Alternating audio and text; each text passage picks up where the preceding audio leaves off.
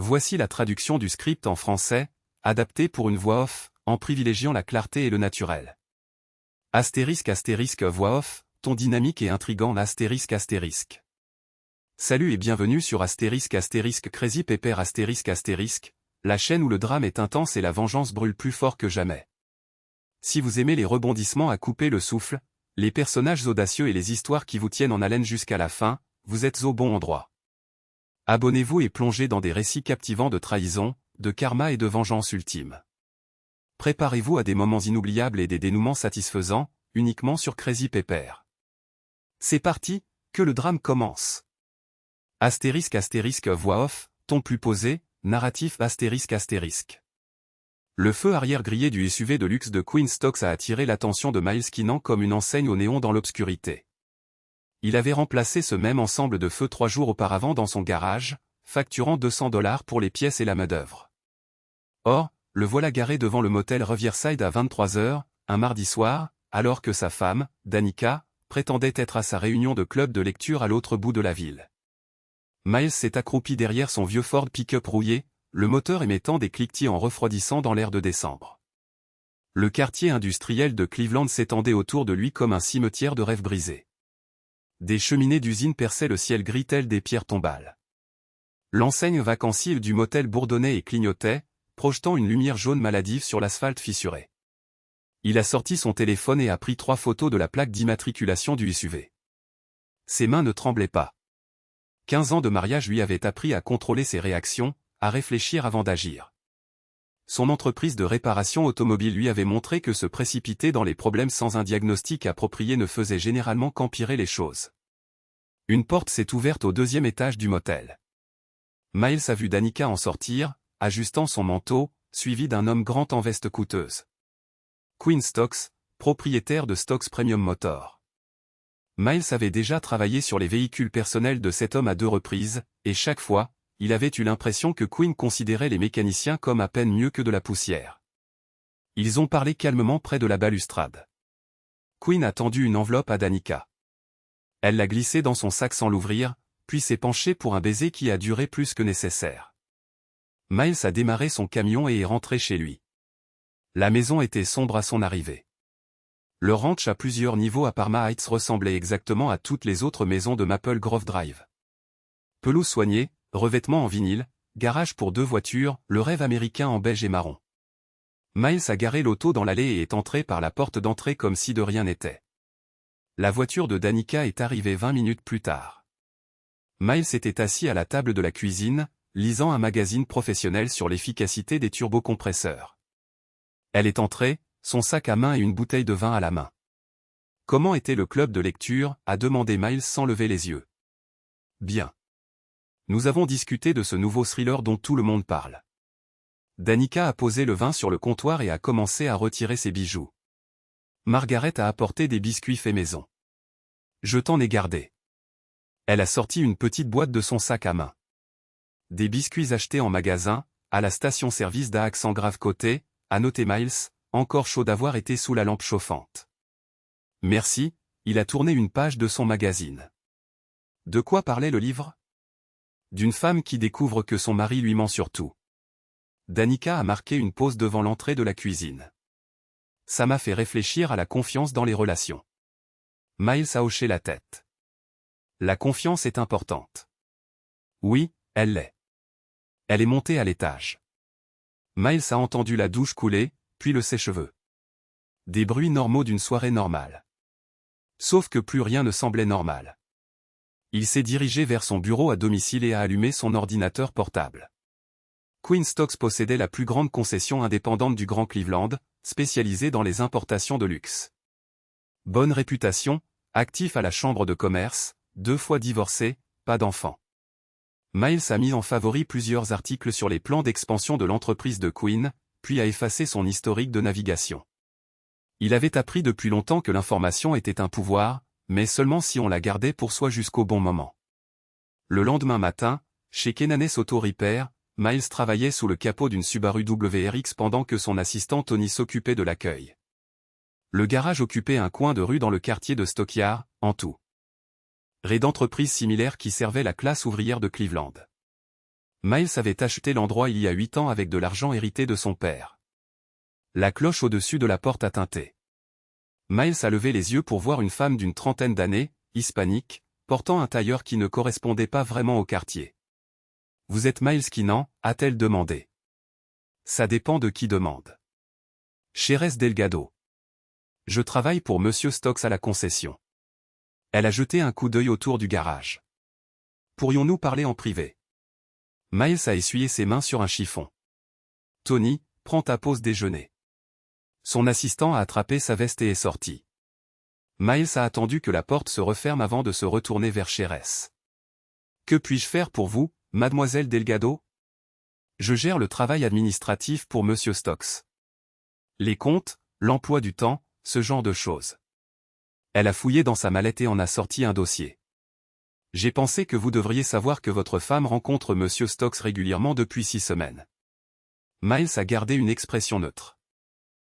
Et je pense qu'elle prépare quelque chose qui pourrait vous nuire financièrement. Charis a ouvert le dossier et lui a montré des documents photocopiés. Ce sont des formulaires de transfert immobilier, pour votre maison sur Maple Grove Drive.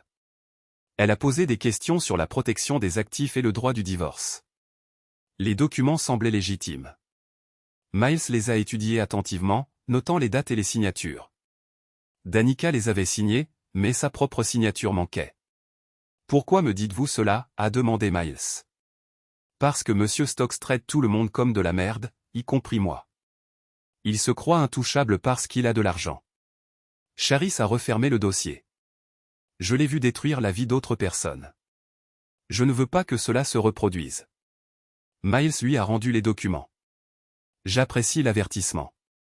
Il y a plus. Monsieur Stokes se vante de la facilité avec laquelle il manipule les femmes mariées. Il tient une liste de cibles, des femmes dont les maris possèdent des biens qui valent la peine d'être pris. » Jerez a refermé sa mallette. « Votre femme n'est pas sa première victime. » Après le départ de Jerez, Miles a appelé son cousin Jess. Ils ne s'étaient pas parlé depuis 3 ans, depuis que Jess était sorti de la prison de Mansfield après avoir purgé une peine pour agression aggravée. Mais la famille, c'était la famille, et Miles avait besoin de quelqu'un en qui il pouvait avoir confiance. « Miles ?» La voix de Jess semblait surprise. « Tout va bien ? Il faut qu'on se voie ce soir. » Notre ancien endroit. Leur ancien endroit était Mickey's Tavern sur la 25e Ouest, un bar miteux où les ouvriers du bâtiment et les employés d'usine noyaient leur frustration. Miles est arrivé le premier et a choisi une banquette d'angle avec vue sur la porte. Jess est entré 10 minutes plus tard, scannant la pièce comme s'il s'attendait à des problèmes. À 35 ans, Jess avait toujours l'air de pouvoir casser quelqu'un en 2 sans transpirer. La prison lui avait donné de la discipline en plus de son agressivité naturelle. Il s'est glissé sur la banquette en face de Miles et a commandé un whisky pur. « Tu as l'air mal en point », a dit Jess. « Danica me trompe. » Désolé d'entendre ça. Jess a siroté son whisky. « Tu veux que j'aille faire peur au gars ? » Rien de tout ça.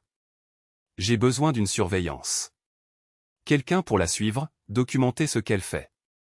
Miles a poussé une enveloppe sur la table. Il y a $500.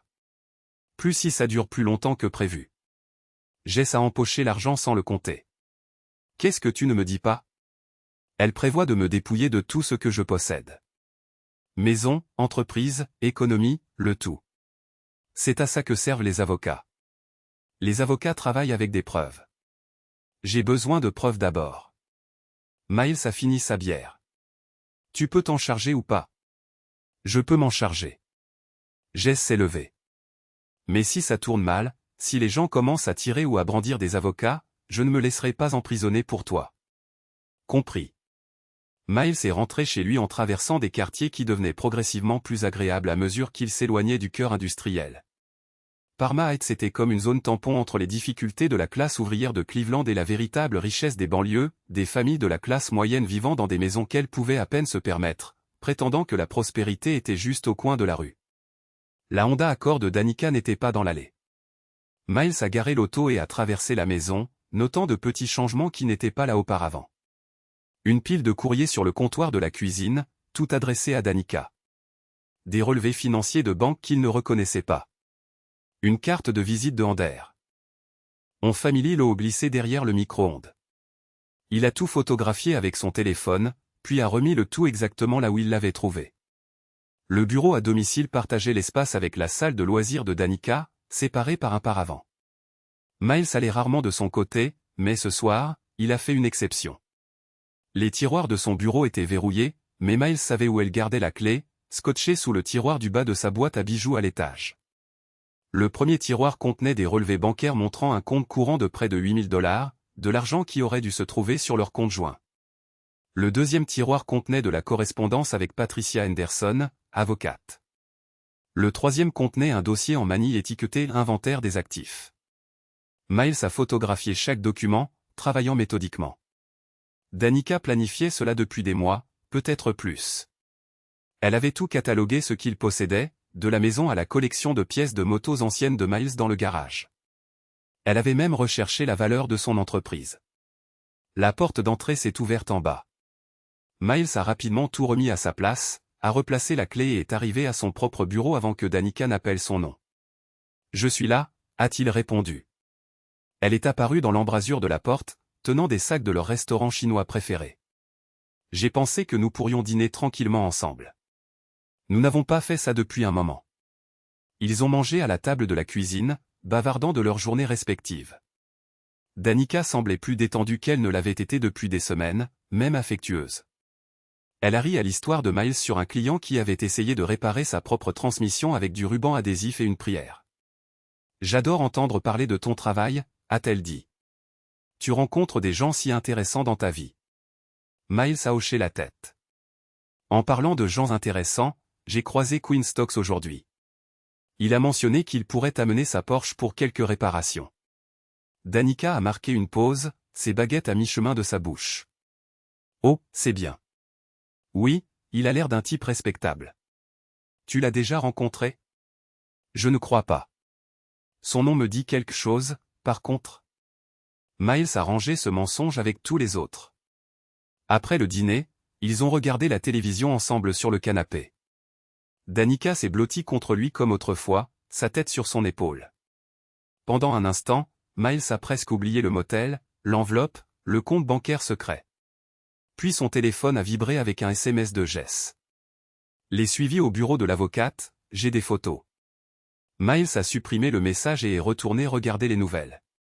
Les 3 semaines suivantes se sont déroulées selon une routine minutieuse. Miles allait au travail, rentrait chez lui, dînait avec sa femme, regardait la télévision, allait se coucher. Une vie conjugale normale, à l'exception de la pile croissante de preuves dans sa boîte à outils verrouillée au garage. Jess s'est avéré être un excellent agent de surveillance. Ces photos montraient Danica rencontrant régulièrement Patricia Henderson, visitant des propriétés avec Quinn Stokes, et passant des après-midi dans un condo du centre-ville que Quinn possédait apparemment. Elle avait même fait du shopping pour des meubles, payant en espèces d'une enveloppe qui ressemblait exactement à celle que Miles avait vue au motel. La preuve la plus accablante est venue de Charis, qui a continué à fournir à Miles des informations sur les activités de Quinn. Selon elle, Quinn avait fait cela au moins 4 fois auparavant. Séduire des femmes mariées, les aider à planifier des divorces qui maximisent leur règlement, puis prendre un pourcentage des recettes. Il se spécialisait dans le ciblage des femmes dont les maris possédaient de petites entreprises ou des biens de valeur. Il appelle ça la libération d'actifs, a expliqué Cherès lors d'une de leurs rencontres dans un restaurant près de l'aéroport. Ça sonne noble, comme s'il aidait des femmes opprimées à échapper à de mauvais mariages. Quel est son pourcentage, a demandé Miles. Généralement 30% de tout ce qu'elles obtiennent lors du divorce. De plus, il s'attend à des faveurs sexuelles pendant le processus. Charis a remué du sucre dans son café. Votre femme n'est pas la première femme à penser qu'elle était spéciale pour lui. Miles a étudié la photographie que Charis avait fournie. Quinn avec diverses femmes au cours des 3 dernières années, toutes mariées, toutes divorcées par la suite avec des règlements financiers importants. Une femme avait soutiré à son ex-mari un paiement à 7 chiffres après qu'il ait été forcé de vendre son entreprise de construction. Pourquoi personne n'a-t-il signalé cela à la police, a demandé Miles. Parce que techniquement, il ne viole aucune loi. L'infidélité n'est pas. Est-ce illégal dans l'Ohio? Aider quelqu'un à divorcer non plus. Charis a refermé son dossier. Il est prudent de rester du bon côté de la loi. Mais vous avez accès à ces dossiers. J'ai accès à tout. Registre bancaire, correspondance, liste de clients. Monsieur Stokes me fait confiance car je suis avec lui depuis 5 ans et je n'ai jamais causé de problème. Charis a rencontré le regard de Miles. Jusqu'à maintenant. Miles est retourné à son garage et a appelé la détective Amber Tull, une vieille amie du lycée qui travaillait maintenant sur les crimes contre la propriété pour la police de Cleveland. Ils se sont rencontrés dans un café d'Ohio City, loin de leur lieu de travail respectif. Tout cela est circonstanciel, a dit Amber après avoir examiné les preuves. Oui, votre femme a une liaison et prévoit de divorcer de vous. Ce n'est pas un crime. Qu'en est-il des documents de transfert d'actifs? Si elle a falsifié votre signature, cela pourrait être une fraude, mais elle devrait d'abord les déposer. Amber lui a rendu le dossier. Mon conseil, trouvez un bon avocat et demandez le divorce vous-même. Prenez-la de vitesse. Je veux d'abord savoir jusqu'où cela va.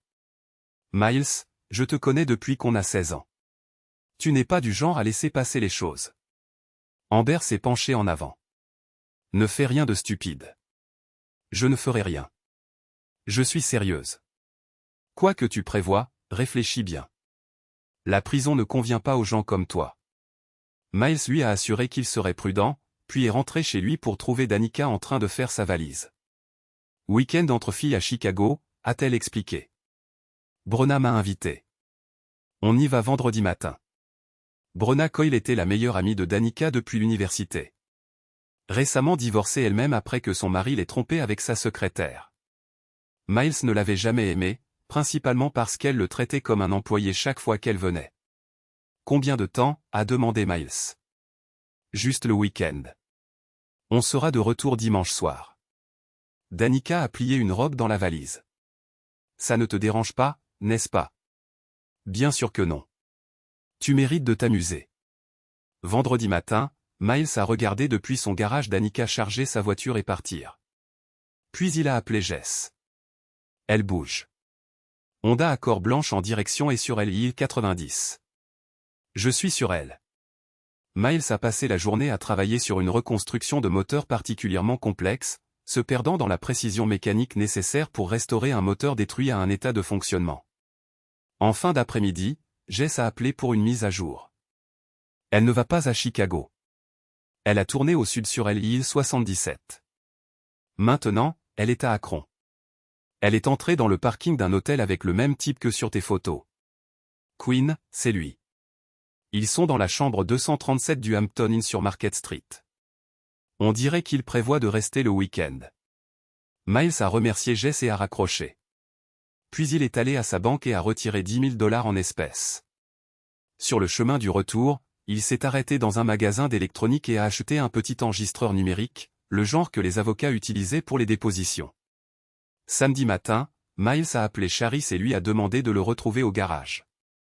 Elle est arrivée vêtue d'un jean et d'un sweatshirt des Cleveland Browns, l'air plus jeune et plus détendu que dans ses vêtements de bureau. J'ai besoin d'entrer dans le bureau de Quinn, a dit Miles sans préambule. C'est une effraction. Pas si tu me laisses entrer. Tu as les clés, n'est-ce pas? Charis a réfléchi. Qu'est-ce que tu cherches? Des dossiers financiers, des preuves de ses opérations précédentes. Quelque chose qui prouve qu'il s'agit d'une entreprise criminelle continue. Et si on le trouve, on l'apporte au FBI. Fraude électronique, extorsion, racket. Qu'il détermine les accusations qui s'appliquent. Je pourrais perdre mon emploi. Tu vas le perdre de toute façon quand tout cela éclatera. Mieux vaut être du bon côté quand ça arrivera. Ils se sont rendus séparément à Stokes Premium Motor, un showroom étincelant situé à un coin de rue proéminent à Beechwood. Charis a utilisé sa clé pour désactiver l'alarme et a laissé Miles entrer par l'entrée de service. Le bureau de Quinn occupait le 2e étage, tout en verre, en chrome et en mobilier coûteux. Son ordinateur nécessitait un mot de passe, mais pas son classeur. Miles a trouvé des dossiers pour 8 femmes différentes au cours des 4 dernières années, chacun contenant des informations financières détaillées sur leur mari et des copies des règlements de divorce. L'opération était plus sophistiquée que Miles ne l'avait imaginé. Il garde les vrais dossiers dans son coffre-fort, a dit Cherès, désignant une unité murale derrière le bureau de Quinn. La combinaison et la date d'anniversaire de son ex-femme. Il n'est pas très créatif. Le coffre-fort contenait des clés USB, de l'argent liquide et un portefeuille en cuir rempli d'accords signés. Miles a tout photographié, travaillant rapidement, pendant que Charis surveillait le parking. Il faut y aller, a-t-elle dit. La patrouille de sécurité passe toutes les heures. Miles a fini de copier le contenu du portefeuille et a tout remis à sa place. Ils sont partis par la même porte qu'ils étaient entrés, et Charis a réactivé l'alarme. Que se passe-t-il maintenant, a-t-elle demandé sur le parking. Maintenant, j'attends le bon moment.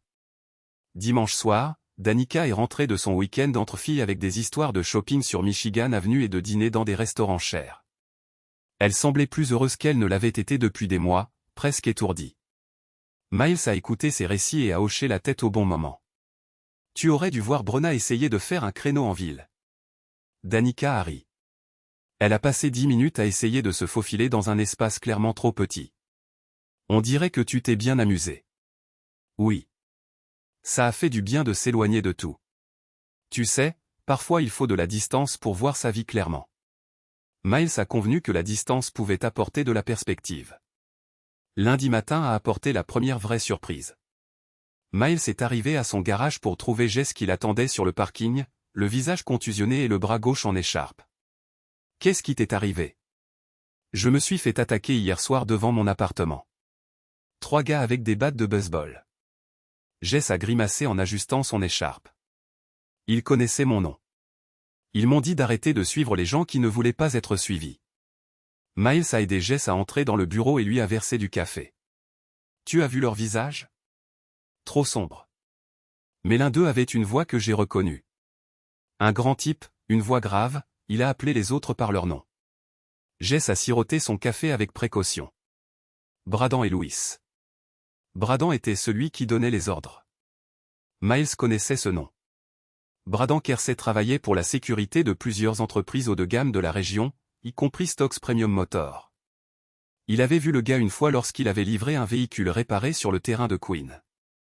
1,93 m, bâti comme un secondeur, le genre d'homme qui réglait les différends par la violence. Je suis désolé, a dit Miles. Je n'ai jamais voulu que tu te fasses mal. Ce n'est pas ta faute. Mais ce que tu fais, c'est plus important que de juste surprendre ta femme en train de tromper. Jess a posé sa tasse de café. Ces gens ont beaucoup d'argent et de sérieuses connexions. Ils ne vont pas juste se laisser faire parce que tu as quelques photos. Qu'est-ce que tu veux dire? Je veux dire que tu dois être prudent et peut-être envisager de limiter les pertes. Miles a remercié Jess pour l'avertissement, puis a passé la matinée à réfléchir à ses options. Il pouvait confronter Danica directement, exiger une explication et espérer qu'elle annulerait ce qu'elle planifiait. Il pouvait demander le divorce lui-même, essayer de protéger ses actifs par des voies légales, ou il pouvait continuer à recueillir des preuves et espérer exposer toute l'opération de Queen. La décision a été prise pour lui le mardi après-midi lorsque Danica est venue au garage avec des papiers à signer. « Qu'est-ce que c'est » a demandé Miles, sans toucher les documents qu'elle avait posés sur son bureau. « Une opportunité d'investissement. Queen Stocks vend une propriété commerciale, et il pense que ce serait parfait pour développer ton entreprise. » Danica a souri brillamment. C'est adjacent à sa concession, zonée pour la réparation automobile. Tu pourrais tripler ta capacité. Miles a lu l'accord d'achat. La propriété en question était une ancienne station-service qui avait été contaminée par des fuites de réservoirs souterrains. Le nettoyage environnemental à lui seul coûterait plus que la valeur du terrain. Ça ne ressemble pas à une bonne affaire, a dit Miles. Queen connaît le secteur. Il propose de financer l'achat à des taux inférieurs au marché. Danica s'est penchée par-dessus le bureau. Cela pourrait être l'opportunité que tu attendais. Il faudra que mon comptable y jette un œil. Il y a une limite de temps. Queen a un autre acheteur intéressé. Miles a mis les papiers de côté. Alors, peut-être que l'autre acheteur devrait l'avoir. Le sourire de Danica a vacillé. Je pensais que tu serais plus enthousiasmé par le développement de ton entreprise. Je suis enthousiasmé par les bonnes opportunités. Ce n'en est pas une.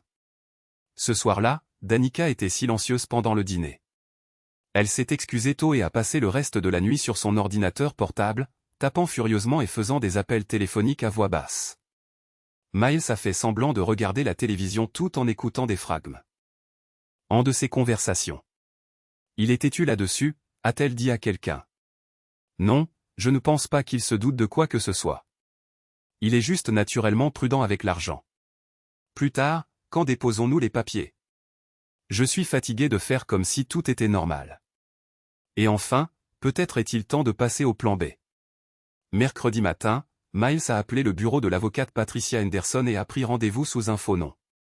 Il voulait voir l'avocate de divorce de Danica en personne, évaluer le genre de puissance juridique à laquelle il était confronté.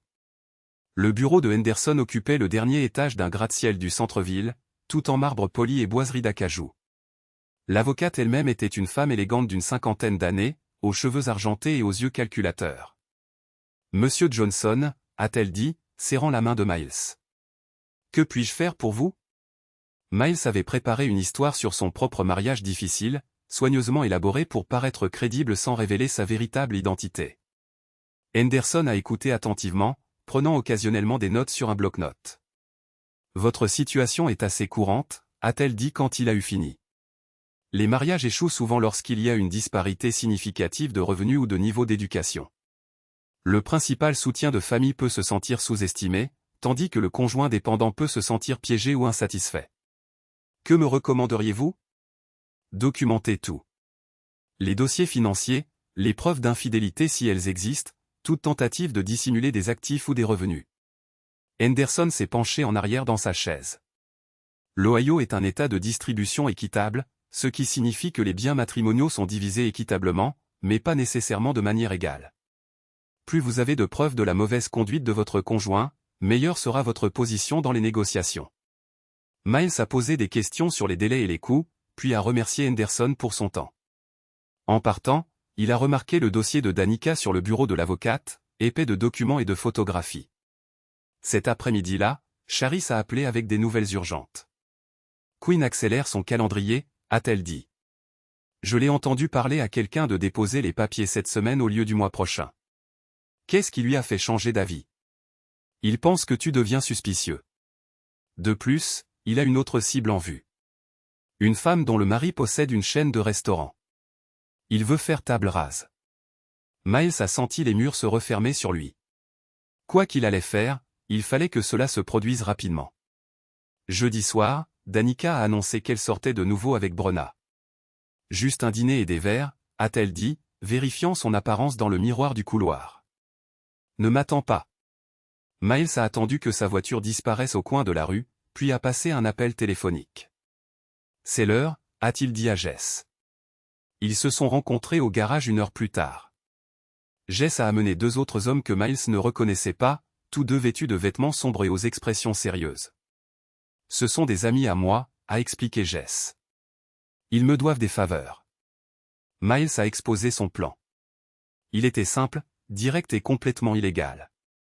Mais parfois, l'illégalité était le seul moyen d'obtenir justice. Tu es sûr de ça? A demandé Jess lorsque Miles a fini d'expliquer. J'en suis sûr. Ils ont conduit 3 voitures jusqu'à Stokes Premium Motor, s'approchant de différentes directions pour éviter d'avoir l'air d'un convoi. La concession était vide, à l'exception des lumières de sécurité illuminant des rangées de véhicules coûteux. Sherès les a rencontrés à l'entrée de service, ses mains tremblantes alors qu'elle désactivait l'alarme. C'est fou, a-t-elle murmuré. Non, a dit Miles. C'est nécessaire. Ils sont allés directement au bureau de Quinn. Pendant que Jess et ses amis montaient la garde, Miles et Sherès ont rassemblé toutes les preuves qu'ils pouvaient trouver. Registres bancaires, correspondances, contrats, fichiers informatiques, tout ce qui documentait l'exploitation systématique par Quinn des femmes mariées. Le coffre-fort a fourni le matériel le plus accablant. Des conversations téléphoniques enregistrées, des photographies de rencontres intimes et des dossiers financiers détaillés montrant exactement combien d'argent Quinn avait extorqué à ses victimes au fil des ans. Le total dépassait 2 millions de dollars. Jésus, a soufflé Charis. Je savais que c'était grave, mais ça. Miles a tout téléchargé sur plusieurs clés USB, puis a remis les originaux à leur place. Quand ils ont eu fini, ils avaient suffisamment de preuves pour détruire l'entreprise de Quinn et potentiellement le mettre en prison. Vendredi matin, Miles a reçu une visite inattendue à son garage. La détective Amber Tull est entrée, l'air officiel et malheureux. Il faut qu'on parle, a-t-elle dit. Miles a renvoyé Tony chez lui plus tôt et a verrouillé la porte d'entrée. Amber s'est assise dans la salle d'attente des clients, sa radio de police grésillant avec des messages de routine. Quelqu'un a cambriolé Stocks Premium Motor la nuit dernière. Elle a dit, rien n'a été volé, mais le propriétaire est convaincu qu'il s'agissait d'espionnage industriel. Il nous demande d'enquêter. Pourquoi me dites-vous cela? Parce que Quinn Stocks a mentionné votre nom spécifiquement. Il a dit que vous posiez des questions sur son entreprise, que vous montriez un intérêt inhabituel pour ses opérations. Amber a étudié le visage de Miles. S'il vous plaît, dis-moi que tu n'as rien fait de stupide. Miles a maintenu le contact visuel. J'ai été à la maison toutes les nuits cette semaine. Demande à Danica. J'ai l'intention de le faire. Amber s'est levée. Miles, si tu es impliqué dans quelque chose, c'est le moment de me le dire. Avant que ça ne dégénère. J'apprécie votre préoccupation, mais je ne sais pas de quoi vous parlez. Après le départ d'Amber, Miles a appelé Charis et lui a dit de s'attendre à des questions de la police. Puis il est rentré chez lui pour trouver Danica en train de faire une autre valise. Encore un week-end entre filles, a-t-il demandé. En fait, je pars pour un certain temps. Danica a plié des vêtements avec des mouvements précis et fâchés. Je pense que nous avons besoin d'espace pour comprendre ce que nous voulons de ce mariage. Où vas-tu? Chez Brenna. Elle a une chambre d'amis. Danica a refermé la valise et s'est tournée vers lui. Miles, je ne pense pas que cela fonctionne encore. Nous voulons des choses différentes. Que veux-tu? Je veux un partenaire ambitieux, qui veut construire quelque chose de plus grand qu'un garage de quartier. Je veux quelqu'un qui voit des possibilités au lieu de problèmes. Danica a mis son sac à l'épaule. Je veux plus que ça. Elle a fait un geste autour de leur modeste maison, englobant tout ce qu'ils avaient construit ensemble en 15 ans de mariage. Et tu ne penses pas pouvoir avoir ça avec moi? Je sais que non. Danica est partie sans dire au revoir. Miles est resté dans leur chambre vide, entouré des débris d'un mariage raté, et a senti quelque chose de froid et de dur s'installer dans sa poitrine. Samedi matin, il a mis en œuvre la première partie de son plan. Miles s'est rendu au bâtiment fédéral du centre-ville et a demandé à rencontrer l'agente Sarah Chen de l'unité des crimes en col blanc du FBI. Il a apporté des copies de tout ce qu'il avait pris du bureau de Quinn, soigneusement organisé et annoté. L'agente Chen était une femme petite et tendue qui a écouté sans interruption pendant que Miles expliquait l'opération de Quinn. Elle a posé des questions incisives sur la façon dont il avait obtenu les preuves, et Miles a donné des réponses soigneusement formulées qui évitaient d'admettre une effraction. C'est un travail impressionnant, a dit Chen, examinant les dossiers financiers. Si cette documentation est authentique, elle montre un schéma clair de fraude et d'extorsion. Nous devrons tout vérifier de manière indépendante, mais c'est suffisant pour ouvrir une enquête. Combien de temps cela prendra-t-il? Ces affaires sont complexes.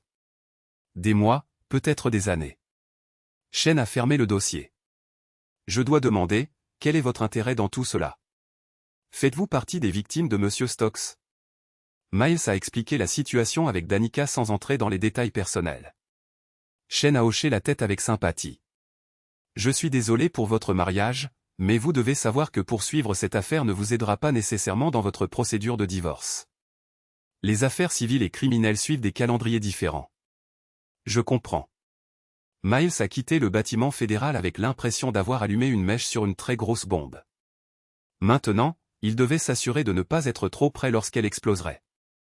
Dimanche après-midi a apporté un autre visiteur surprise. Quinn Stocks lui-même est apparu au garage de Miles, conduisant sa Porsche 911 immaculée et portant un costume à $1000. Monsieur Kinnan. Quinn a tendu la main, que Miles a ignorée. J'espère que nous pourrons avoir une conversation civilisée. À propos de quoi? À propos des limites et du respect mutuel. Quinn a fait le tour du garage, examinant les outils et l'équipement avec l'air de quelqu'un qui évalue des marchandises. Vous avez une belle entreprise ici. Réussie, établie, respectée dans la communauté. Venez en au fait. Le fait est que certaines choses sont plus fragiles qu'elles n'y paraissent. Les réputations, les entreprises, les relations. Quinn a ramassé une clé de l'établi de Miles et en a testé le poids. Il est regrettable que quelque chose vienne perturber la vie que vous avez construite. Miles s'est rapproché. Vous me menacez? Je vous donne un conseil. Votre femme a fait certains choix concernant son avenir. Tenter d'interférer avec ses choix serait. Quinn a posé la clé. Inadvisable. Ma femme peut faire les choix qu'elle veut, mais elle ne peut pas voler mes biens pour les payer. Le sourire de Quinn n'a jamais faibli. Je pense que vous constaterez que le droit des biens matrimoniaux est plus complexe que vous ne le réalisez. Ce qui appartient à qui n'est pas toujours clair. C'est assez clair. Nous verrons. Quinn s'est dirigé vers la porte, puis a marqué une pause. Oh, et monsieur Kinnan, je serai très prudent quant à la propagation de rumeurs ou aux accusations infondées. La calomnie est une infraction grave. Après le départ de Quinn, Miles a appelé Jess et lui a dit d'être extrêmement prudent. Puis il est allé à l'appartement de Sheress pour s'assurer qu'elle était en sécurité. Il sait, a-t-elle dit, laissant Miles entrer dans son modeste salon. Quinn m'a appelé hier soir à la maison, m'a demandé si j'avais parlé à quelqu'un des affaires de l'entreprise. Qu'est-ce que tu lui as dit? Que je me mêlais de mes affaires et que j'attendais des autres qu'ils fassent de même. Charis a versé du café pour eux deux. Mais il est suspicieux. Et quand Quinn devient suspicieux, les gens se blessent. Le FBI enquête maintenant. C'est hors de nos mains. Le FBI avance lentement. Quinn avance vite. Charis s'est assise en face de Miles à sa table de cuisine. J'ai peur. Miles lui a assuré que tout irait bien, mais en privé, il partageait son inquiétude. Quinn avait de l'argent, des relations et une volonté d'utiliser la violence. Le FBI avait des procédures, de la bureaucratie et une approche prudente pour monter des dossiers. Dans une course entre des enquêteurs fédéraux et des criminels de rue, le pari intelligent était sur les criminels. Lundi matin a confirmé les craintes de Miles. Il est arrivé à son garage pour trouver 3 voitures de ses clients vandalisées, leurs pneus crevés et leurs vitres brisées. Sur sa vitrine avant, on avait tagué « Mêle-toi de tes affaires ». Miles a appelé la police et a déposé un rapport, même s'il savait que cela ne donnerait rien. Puis il a appelé sa compagnie d'assurance et a entamé le processus de dépôt de réclamation. À midi, la nouvelle s'était répandue dans le quartier que Kenanes Auto Repair. Voici la traduction du script en français, adapté pour une voix off claire et naturelle, en privilégiant la fluidité et les expressions idiomatiques françaises. Astérisque astérisque astérisque. Avait des problèmes. 2 clients ont appelé pour annuler leur rendez-vous. Cet après-midi-là, Amber tu les repassés. Il faut que ça s'arrête, dit-elle, constatant les dégâts. Avant que quelqu'un ne soit gravement blessé. Dis ça à Quinn Stokes. Je compte bien le faire, mais Miles, vous devez lâcher l'affaire. Quoi que vous fassiez, quelles que soient les preuves que vous pensez avoir, ça ne vaut pas le coup de finir éliminé pour ça. Alors, je devrais juste le laisser détruire ma vie? Vous devriez laisser le système faire son travail. Demandez le divorce, protégez légalement vos biens, refaites votre vie. Amber lui toucha le bras. Vous êtes un homme bien. Ne laissez pas cela vous transformer en quelqu'un d'autre. Après le départ d'Amber, Miles s'assit dans son bureau saccagé et examina ses options. Il pouvait suivre son conseil, accepter ses pertes et espérer que le système judiciaire le traiterait équitablement. Ou il pouvait intensifier le conflit et tout risquer sur un coup de poker final. La décision lui fut imposée le mardi matin lorsqu'il reçut des documents du cabinet d'avocats de Patricia Henderson. Danica demandait le divorce, invoquant la cruauté mentale et réclamant la moitié de tout ce que Miles possédait, y compris son entreprise. La requête contenait des informations financières détaillées qui n'auraient pu provenir que de quelqu'un ayant accès au dossier privé de Miles. Relevés bancaires, déclaration de revenus, évaluation d'entreprise, tout le nécessaire pour maximiser le règlement de Danica. Quelqu'un avait planifié cela depuis très longtemps. Miles se rendit au bureau de Henderson pour une visite imprévue. La réceptionniste tenta de le renvoyer, mais Miles la poussa et entra dans le bureau privé de Henderson. « Monsieur Kinnan, » dit calmement Henderson. « Je m'attendais à être contacté par votre avocat. Je n'ai pas encore d'avocat. Alors, vous devriez en engager un immédiatement. » Henderson lui fit signe de s'asseoir sur une chaise en face de son bureau. « Asseyez-vous, s'il vous plaît. Pas besoin de faire de cinéma. » Miles resta debout. Cette requête est basée sur des informations fausses. Toutes les données financières ont été fournies par votre femme. S'il y a des erreurs, nous pourrons les corriger pendant la phase d'instruction. Les erreurs ne sont pas accidentelles. Henderson ouvrit le dossier de Danica et fit semblant de le consulter. Votre femme a documenté un schéma d'abus émotionnel et de contrôle financier s'étendant sur plusieurs années. Elle a également fourni des preuves de votre comportement erratique récent, y compris le harcèlement et les mauvais traitements. Ce sont des bêtises. Monsieur Keenan, Henderson referma le dossier. Votre femme demande une ordonnance d'éloignement ainsi que le divorce. Je vous suggère d'engager un avocat et de vous préparer à une longue procédure judiciaire. Miles quitta le cabinet d'avocats, sachant que l'approche conventionnelle avait échoué. Le système n'était pas conçu pour protéger des gens comme lui contre des prédateurs comme Quinn Stokes. S'il voulait la justice, il devrait la créer lui-même. Mercredi soir, Miles mit la phase finale de son plan en marche. Il commença par appeler la détective Tulle et signaler que sa femme dont il était séparé avait volé des documents financiers de son bureau à domicile. Puis il appela le FBI et signala des menaces supplémentaires de Quinn Stokes. Aucune des deux agences n'a pu agir immédiatement, mais les deux incidents étaient désormais officiellement documentés. Ensuite, Miles se rendit à sa banque et transféra la majorité de ses actifs liquides vers un compte fiduciaire contrôlé par l'ancien agent de libération conditionnelle de Jess, un homme nommé William Cross, qui devait plusieurs faveurs à Jess. L'argent serait en sécurité là-bas jusqu'à ce que la situation juridique se résolve. Enfin, Miles se rendit au complexe d'appartements de Brenna Coyle et attendit. Danica sortit vers 20h, habillée pour un dîner dans un restaurant cher. Elle monta dans une Mercedes argentée que Miles reconnut comme l'un des véhicules personnels de Quinn. Ils se rendirent chez Giovanni, un restaurant italien chic de Little Italy où l'élite des affaires de Cleveland menait ses affaires. Miles les suivit à distance et se gara de l'autre côté de la rue.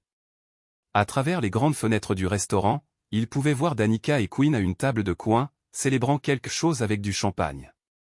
Ils ressemblaient à n'importe quel autre couple prospère profitant d'une soirée, pas à des conspirateurs planifiant une fraude financière. Miles activa l'enregistreur numérique qu'il avait acheté des semaines plus tôt et appela le portable de Danica. « Miles ?» Elle parut surprise. « D'où tu appelles ?»« De la maison. On a besoin de parler. Je t'ai dit que je restais chez Brenna jusqu'à ce qu'on arrange les choses. J'ai reçu les papiers du divorce aujourd'hui. » Danica fut silencieuse un instant. Miles la voyait à travers la fenêtre, le téléphone pressé contre son oreille, son langage corporel se tendait. « Je suis désolé que tu aies dû l'apprendre ainsi, dit-elle finalement. Je voulais te le dire en personne, mais... Mais quoi? Mais j'avais peur que tu essaies de me dissuader, et ma décision est prise. La voix de Danica devint plus ferme. Ce mariage ne fonctionne pas, Miles. On le sait tous les deux. Et la maison, le garage? Tout ce que nous avons construit ensemble? On partagera les choses équitablement. Patricia dit que la loi de l'Ohio exige une répartition équitable. Miles vit Quinn se pencher à travers la table et chuchoter quelque chose à l'oreille de Danica. Elle sourit et toucha sa main. Équitablement selon qui? Demanda Miles. Selon la loi. Je n'essaie pas de te faire du mal, Miles. Je veux juste ma part de ce que nous avons accumulé pendant le mariage.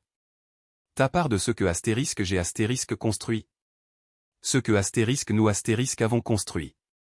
J'ai soutenu ta carrière pendant 15 ans. Je mérite une compensation pour cet investissement. Miles en avait assez entendu. Il mit fin à l'appel et s'assit dans son camion, regardant sa femme et son amant trinquer à leur succès avec du vin cher. L'enregistreur numérique avait tout capturé, y compris le bruit ambiant du restaurant qui prouverait quand et où la conversation avait eu lieu.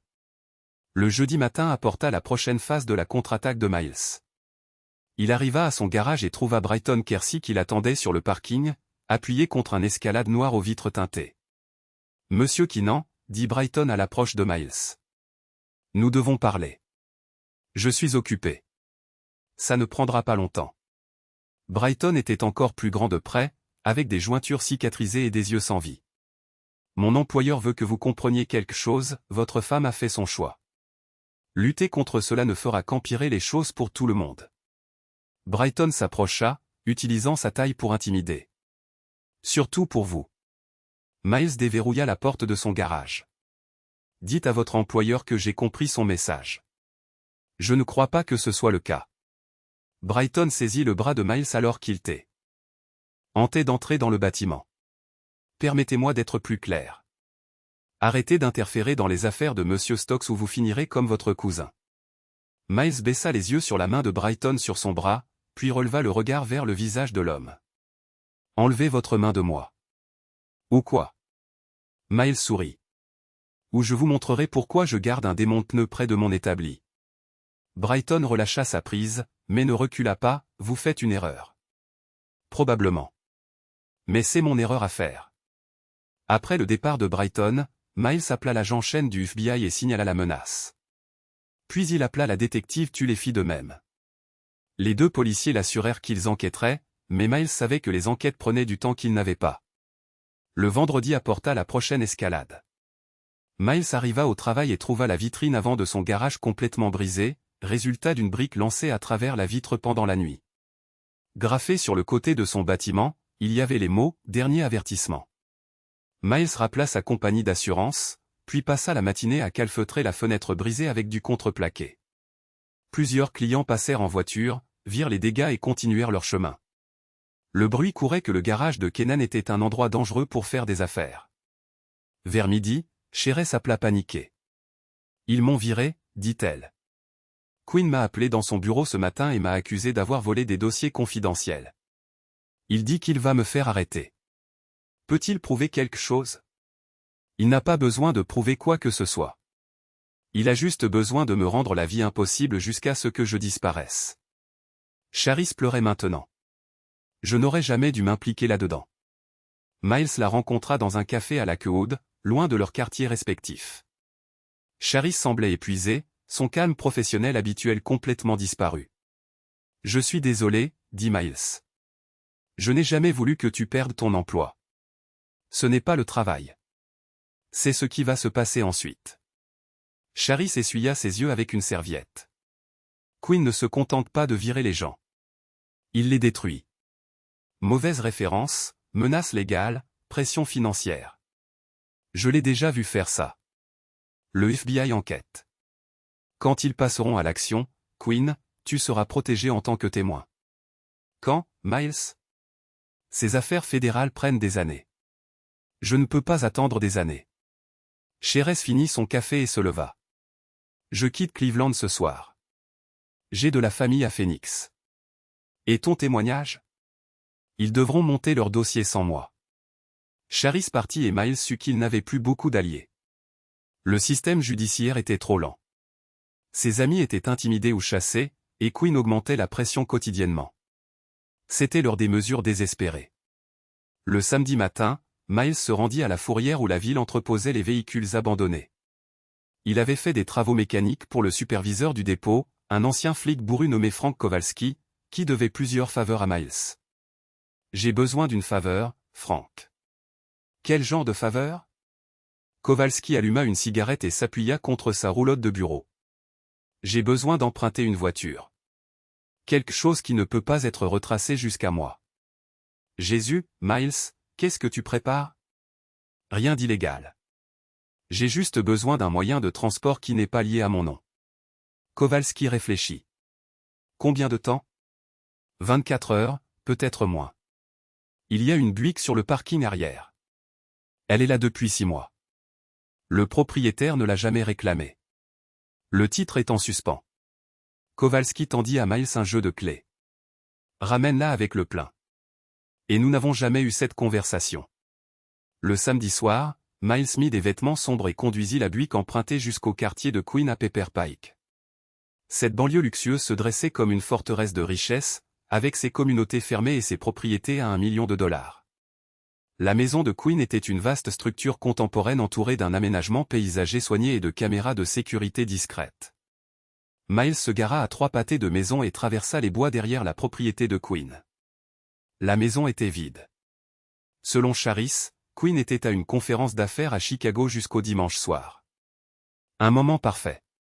L'entrée arrière était protégée par une serrure électronique qui céda après 20 minutes de travail patient avec un jeu de crochet que Miles avait acheté en ligne. Il s'était entraîné pendant des semaines sur des serrures similaires à son garage, se préparant à ce moment. À l'intérieur, la maison de Queen était un monument au goût cher et à l'arrogance décontractée. Œuvre d'art originale, meubles anciens, collection de vin valant plus que les voitures de la plupart des gens. Miles ignora tout cela et se rendit directement au bureau de Queen. Le bureau ne révéla rien d'intéressant, mais le coffre-fort mural était une autre histoire.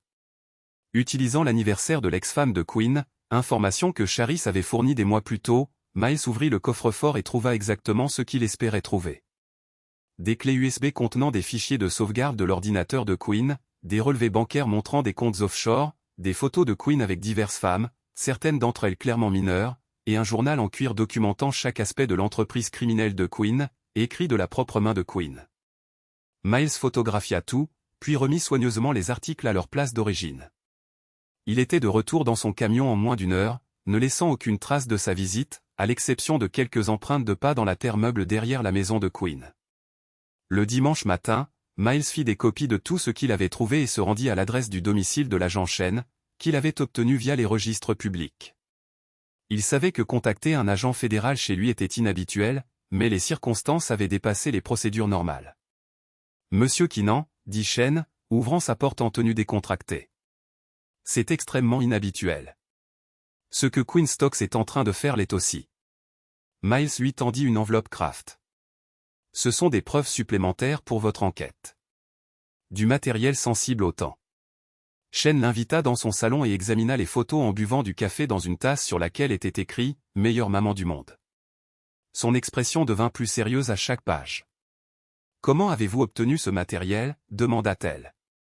Source anonyme, quelqu'un ayant accès au dossier privé de Quinn. Ces photos, certaines de ces femmes ont l'air très jeunes. C'est ce que j'ai pensé. Chen referma le dossier. Monsieur Kinnan, je dois vous demander à nouveau. Êtes-vous personnellement impliqué dans des activités illégales liées à cette affaire? Je suis une victime de l'entreprise criminelle de Quinn Stokes. Tout ce que j'ai fait a été en légitime défense. Ce n'est pas ce que j'ai demandé. Miles croisa son regard. Je n'ai enfreint aucune loi que Quinn Stokes n'ait pas enfreinte en premier. Le dimanche soir, Miles reçut un appel téléphonique inattendu. Danica pleurait, ses mots à peine intelligibles à travers les larmes. Miles, j'ai besoin d'aide. Quelque chose de terrible s'est passé. Où es-tu? À l'hôpital. Quinn a été arrêté. Ils disent qu'il avait des photos illégales sur son ordinateur. La voix de Danica se brisa complètement. Miles, je ne savais pas. Je jure que je ne savais pas, Miles ne ressentit aucune satisfaction dans la détresse de sa femme. Quoi que Quinn lui ait fait, elle était toujours une victime à sa manière. Quel hôpital? Cleveland Clinic. Urgence. Danica luttait pour contrôler ses sanglots. Peux-tu venir, s'il te plaît? Je n'ai personne d'autre à appeler. Miles se rendit à l'hôpital et trouva Danica dans la salle d'attente, l'air plus petite et plus fragile qu'il ne l'avait jamais vue. Ses vêtements chers étaient froissés, son maquillage ruiné par les larmes. Ils l'ont arrêtée à l'aéroport, dit-elle sans lever les yeux. Des agents du FBI, beaucoup d'entre eux. Ils avaient un mandat pour son ordinateur, son téléphone, tout. Que faisais-tu à l'aéroport? On partait pour Cabo. Quinn a dit qu'on avait besoin de vacances pendant que la procédure de divorce commençait. Danica croisa enfin le regard de Miles. Ils m'ont laissé partir, mais ils n'arrêtaient pas de poser des questions sur toi, sur nous. Quel genre de questions? Si tu étais au courant des affaires de Quinn, si tu l'avais déjà menacé ou tenté d'interférer dans ses opérations? Danica torta son alliance, une habitude nerveuse qu'elle n'avait jamais perdue. Miles, que se passe-t-il? Que ne me dis-tu pas? Miles s'assit à côté de sa femme dont il était séparé et tenta de trouver des mots qui expliqueraient 15 ans de mariage et 3 mois de trahison. Quinn Stokes est un criminel, dit-il finalement. Il cible les femmes mariées, les aide à planifier des divorces, puis prend un pourcentage de leur règlement. Tu n'étais pas sa première victime. Victime? La voix de Danica monta. Je n'étais la victime de personne. J'ai fait mes propres choix basés sur des mensonges.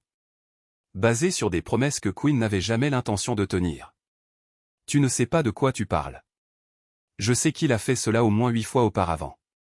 Je sais qu'il a des comptes bancaires offshore remplis d'argent volé lors de règlements de divorce.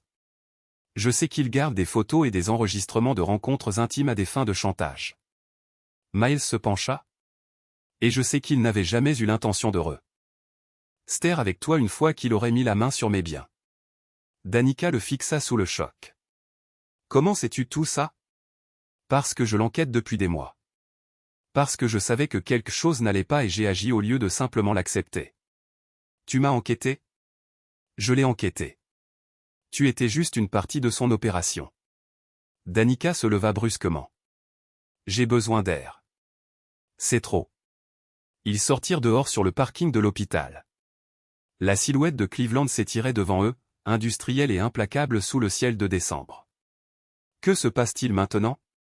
Demanda Danica. Maintenant Quinn va en prison.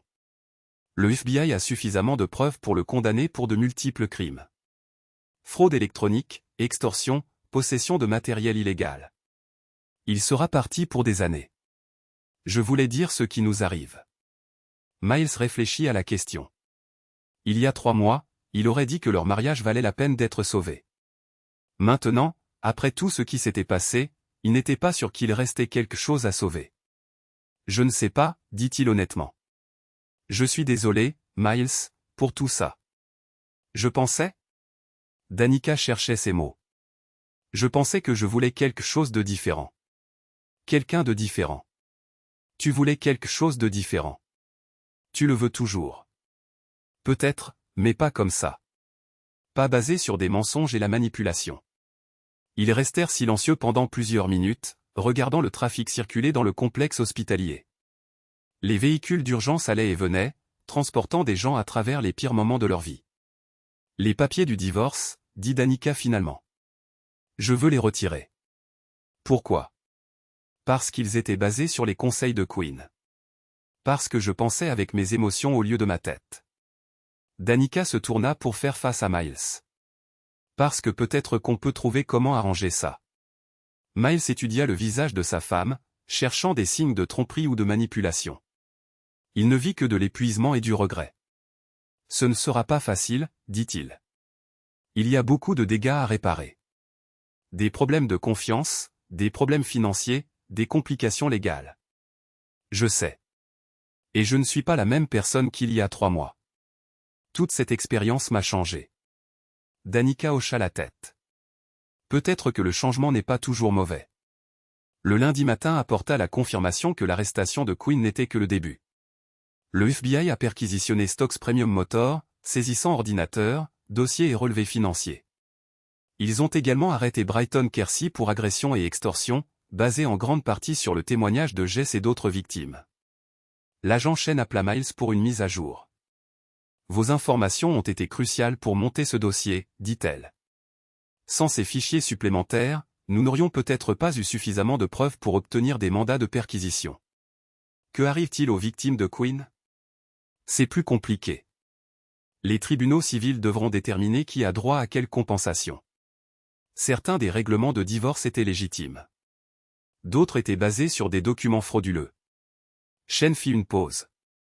La situation de votre femme se situe quelque part au milieu. Ce qui signifie qu'elle a été manipulée, mais elle a aussi fait des choix conscients de participer à des activités douteuses. Le tribunal devra déterminer son degré de culpabilité. Miles remercia Chen et raccrocha. Puis il appela le bureau de Patricia Henderson et prit rendez-vous. Il était temps de nettoyer le désordre juridique que Quinn avait créé. Henderson était moins confiante quand Miles arriva à son bureau le mardi après-midi. La nouvelle de l'arrestation de Quinn l'avait clairement ébranlée et elle semblait incertaine sur la marche à suivre. Votre femme veut retirer la requête en divorce, dit Henderson sans préambule. Je sais. Je veux discuter des conditions. Des conditions? Je suis prêt à me réconcilier, mais pas sans conditions. Il faut des accords pour éviter que cela ne se reproduise. Henderson ouvrit un nouveau bloc-notes juridique. Quel genre d'accord? Divulgation financière complète, contrôle conjoint de tous les biens, thérapie de couple et un accord post-nuptial qui protège les deux parties si la réconciliation échoue. C'est une sacrée liste. C'est un point de départ pour la négociation. Ils passèrent 1 heure à examiner les détails. Miles n'était pas intéressé à punir Danica, mais il n'était pas non plus prêt à faire comme si les 3 derniers mois n'avaient pas existé. La confiance devait être reconstruite progressivement avec des garanties appropriées. Le mercredi soir, Miles rencontra Danica à leur maison sur Maple Grove Drive. Elle était rentrée la veille, n'apportant que les vêtements qu'elle avait emportés chez Brenna. Tout le reste, les meubles chers que Quinn lui avait achetés, les bijoux, les vêtements de marque, étaient restés là. La maison est différente, dit-elle alors qu'ils étaient assis dans le salon qu'ils avaient partagé pendant 8 ans. Tout est différent. Penses-tu qu'on peut y arriver? Miles réfléchit honnêtement à la question. Je pense qu'on peut essayer, mais ça va prendre du temps et ça va exiger des changements de notre part à tous les deux. Quel genre de changement? J'ai besoin de te faire confiance à nouveau. Tu dois comprendre pourquoi tu étais prête à jeter 15 ans de mariage pour quelqu'un que tu connaissais à peine. Danica grimaça à sa franchise. Je pensais que j'étais piégé. Je pensais que cette vie ne suffisait pas. Et maintenant, je réalise que assez est relatif et que les relations stables et honnêtes sont plus rares que je ne le pensais. Ils parlèrent jusqu'à minuit, abordant des sujets qu'ils auraient dû aborder des années plus tôt. L'argent, l'ambition, les attentes, les rêves reportés et compromis. Ce n'était ni romantique ni passionné, mais c'était honnête d'une manière que leur mariage n'avait pas été depuis longtemps. Le jeudi matin apporta la nouvelle que Brenna Coyle avait été arrêtée comme complice de fraude. Apparemment, son propre règlement de divorce avait été orchestré par Quinn, et elle avait recruté d'autres femmes pour son opération. Danica fut dévastée par la trahison. Je lui faisais confiance, dit Danica au petit déjeuner. C'était ma meilleure amie. C'était l'employé de Quinn, comme tu l'étais, en quelque sorte. Je n'étais pas son employé.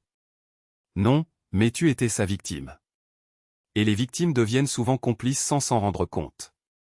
Miles se rendit au travail et passa la journée à réparer les dégâts causés par la campagne d'intimidation de Quinn. Nouvelle vitre pour la vitrine, peinture fraîche pour couvrir les graffitis, appel téléphonique aux clients qui avaient annulé des rendez-vous. Lentement, les affaires commencèrent à revenir à la normale. Le vendredi après-midi, Jess passa au garage. Son bras était toujours en écharpe, mais il avait meilleure mine que depuis des semaines. J'ai entendu dire que Quinn allait être enfermé pour longtemps, dit Jess. 20 à 30 ans s'il est condamné pour toutes les accusations. Et toi et Danica? On y travaille.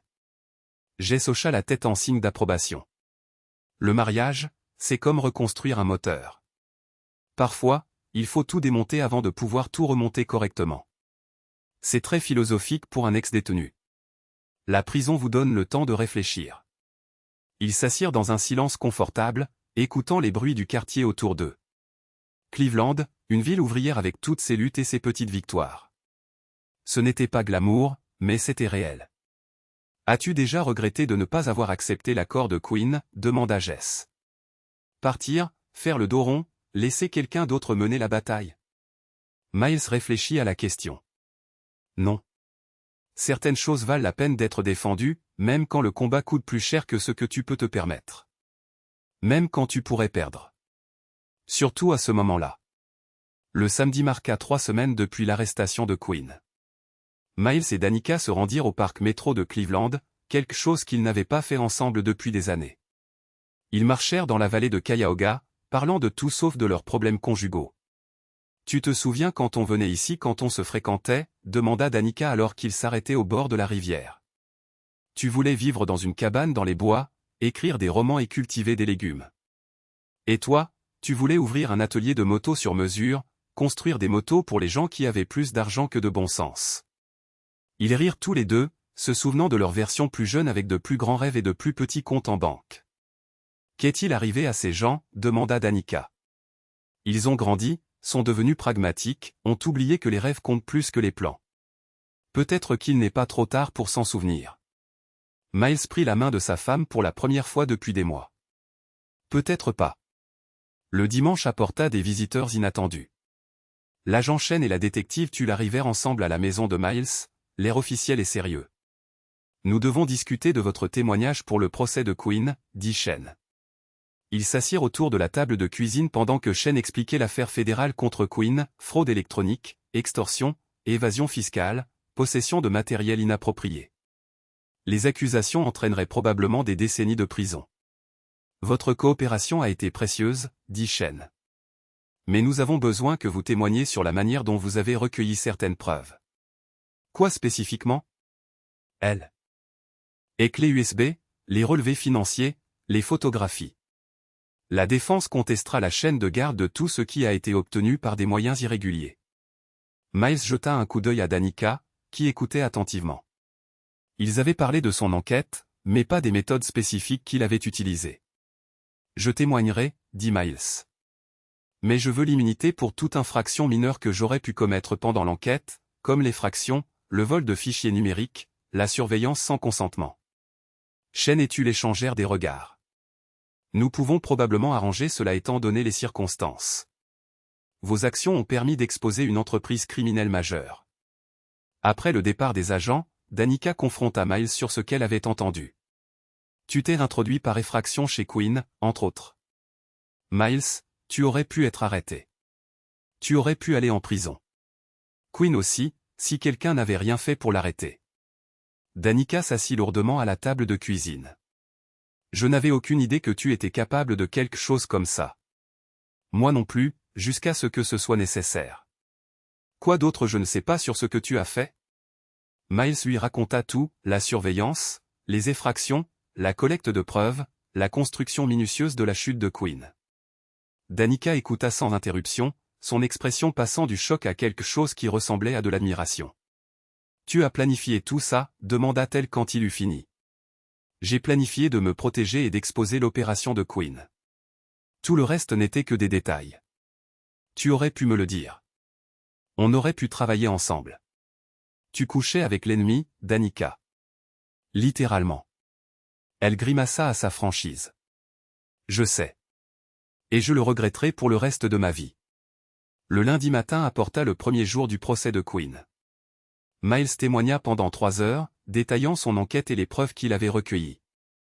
L'avocat de la défense tenta de dépeindre Miles comme un mari jaloux cherchant vengeance, mais les preuves parlaient d'elles-mêmes. Lors du contre-interrogatoire, l'avocat de la défense posa des questions précises sur les méthodes de Miles. Monsieur Keenan, vous êtes-vous introduit par effraction au domicile de mon client? Je suis entré chez lui sans permission pour recueillir des preuves d'activité criminelle. C'est un cambriolage, n'est-ce pas? C'est la justice. Le juge a maintenu l'objection du procureur, mais Miles avait fait valoir son point de vue. Parfois, le système juridique exigeait des citoyens de prendre des mesures extraordinaires pour que la justice prévale. Danica témoigna le jour suivant, décrivant comment Quinn l'avait manipulée pour lui faire croire que son mariage échouait et que son mari la freinait. Son témoignage fut convaincant et émotionnel, l'établissant clairement comme une victime plutôt qu'une complice volontaire. Il m'a fait me sentir spécial, dit Danica depuis la barre des témoins, comme si je méritais plus que ce que j'avais. Il m'a convaincu que prendre la moitié de tout dans un divorce, c'était juste réclamer ce qui m'était dû. A-t-il déjà mentionné d'autres femmes qu'il avait aidées dans des situations similaires, demanda le procureur.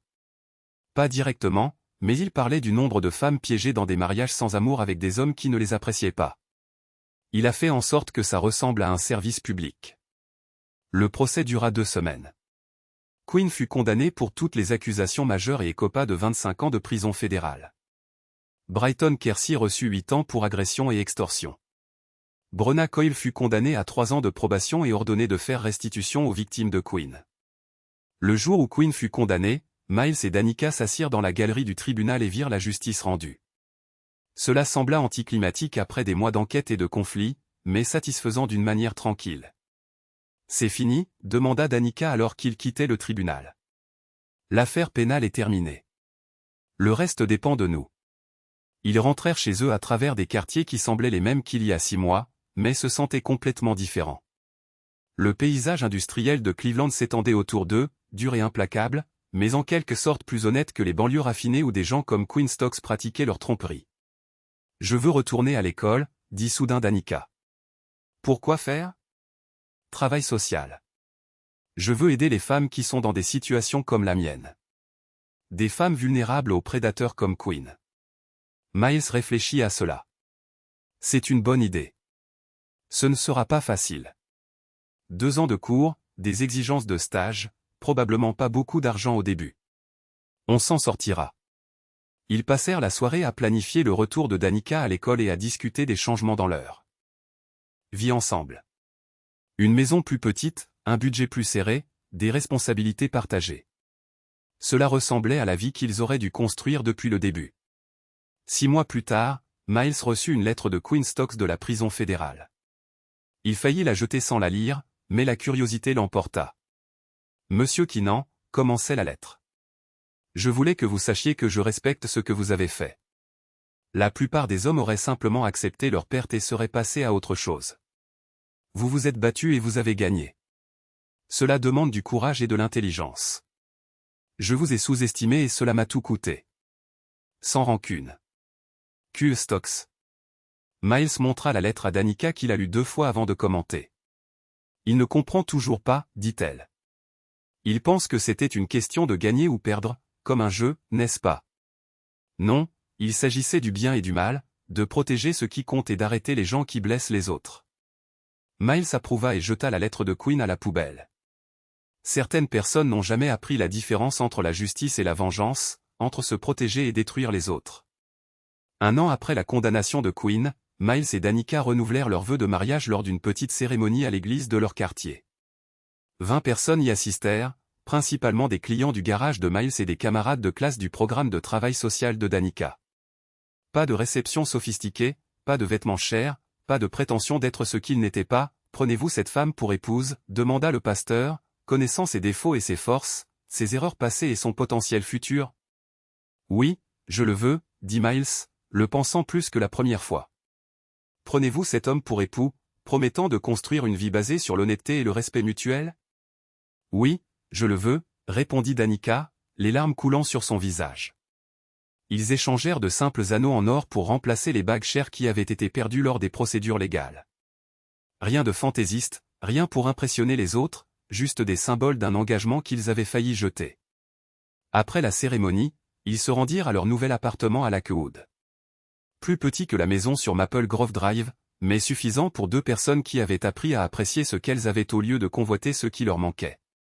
Des regrets, demanda Danica alors qu'ils étaient assis sur leur canapé d'occasion, toujours vêtus de leurs habits de mariage. À propos de quelle partie? De tout. Absolument tout. Miles réfléchit sérieusement à la question. Les 2 dernières années avaient été les plus difficiles de sa vie, mais aussi les plus clarifiantes. Il avait appris des choses sur lui-même et sur son mariage qu'il n'aurait jamais découvertes autrement. Aucun regret, dit-il finalement. Tout était nécessaire, même les parties illégales, surtout les parties illégales. Ils s'assirent dans un silence confortable, écoutant les bruits de leur nouveau quartier, des familles ouvrières menant des vies honnêtes, affrontant les difficultés quotidiennes avec dignité et détermination. Ce n'était ni excitant ni glamour, mais c'était réel. Que se passe-t-il maintenant? Demanda Danica. Maintenant, nous construisons quelque chose de mieux que ce que nous avions avant. Ensemble? Ensemble. Miles regarda sa femme, marquée par la trahison, endurcie par l'expérience, mais en quelque sorte plus belle qu'à 25 ans, quand il s'était promis de s'aimer pour toujours. Elle avait appris la différence entre vouloir plus et avoir besoin de moins, entre excitant et qui en vaut la peine, entre promesse et action. Je t'aime, dit-il, le pensant d'une manière qu'il n'avait pas comprise 15 ans plus tôt. Moi aussi, je t'aime. Devant leur fenêtre, Cleveland s'étendait comme une promesse tenue à travers la difficulté et la détermination. La ville avait été démolie et reconstruite d'innombrables fois, revenant toujours plus forte et plus résiliente qu'avant. Tout comme le mariage qu'ils construisaient sur les ruines de leur vie précédente. Tout comme la justice, lorsque des gens ordinaires décidaient que certaines choses valaient la peine d'être défendues, quel qu'en soit le prix. Fin.